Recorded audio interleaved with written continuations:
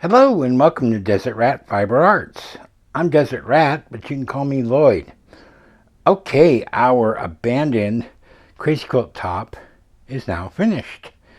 I went ahead and I did the long arming on it and the binding. So I just kind of want to share it with you real quick. I won't be able to show the entire thing because I don't have much room, but I've got it here on my long arm right now just to kind of show off how the blocks came out, the binding. We did use the brown and the yellow from that was originally part of the quilt that we took out, which was the brown was in the sashing, the yellows was the cornerstones that were in here, and there was also yellow that was in the border, which wasn't very pretty.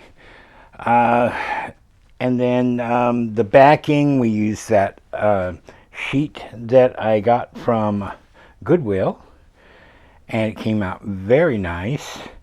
I did go ahead and toss it in the washing machine. One thing happened, I do have a little hole that showed up here, which I'm going to have to try to fix somehow. Probably going to try to see if I can squeeze a piece of that interfacing behind there to glue it down, and then probably just do a quick zigzag stitch over top of this. You won't really even see it, but I think overall it turned out fairly well. This was all hand done. There's no automation in my quilting. All this stipple or meander was done by me. It took about 2 hours to do all of the quilting in general. And then the binding didn't take too long. It was just, sewing getting the pieces sewn together to make the scrappy binding that we have on here, and then attaching it, and of course flipping it over. I did not hand sew the binding on. As you can see, that's all machine sewn.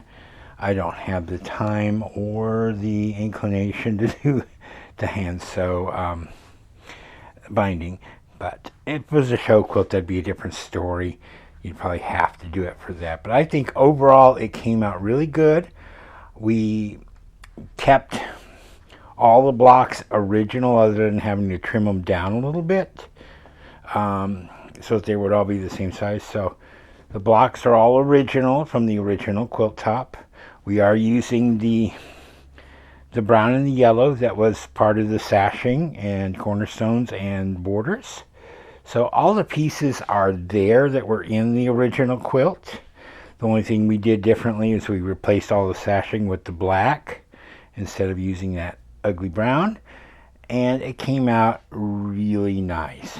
So I am very happy with it. It's not the prettiest quilt in the world, but considering it's made from, discarded clothing and curtains or whatever somebody had, there's all kinds of, if you can see the texture that's in this, all kinds of different fabrics. There's some that's very sheer. Looks like we got another one here that I'm going to have to patch too. So it is a little delicate, so I probably wouldn't suggest putting it in the wash that often, but you shouldn't have to be afraid of doing it if you have to.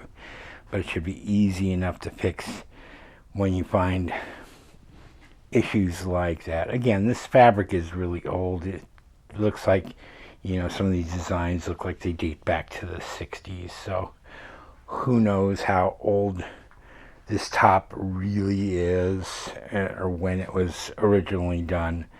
But it's completed now and ready to be gifted to someone who would take good care of it and use it. Hopefully they'll use it and not just shove it in the closet because it's too pretty to use. Quilts are meant to be used and loved. So I do have a compilation of the actual quilting that's going to follow this. It's about 17 minutes long. It's from a 2 hours worth of recording. So feel free to watch that if you'd like. If not, you can end the video here. Anyways, I hope you enjoyed this, our restoration of a discarded crazy quilt top that I found on the free pile at a quilting retreat, and making it into an actual quilt. So until next time, this is Desert Rat. Happy crafting.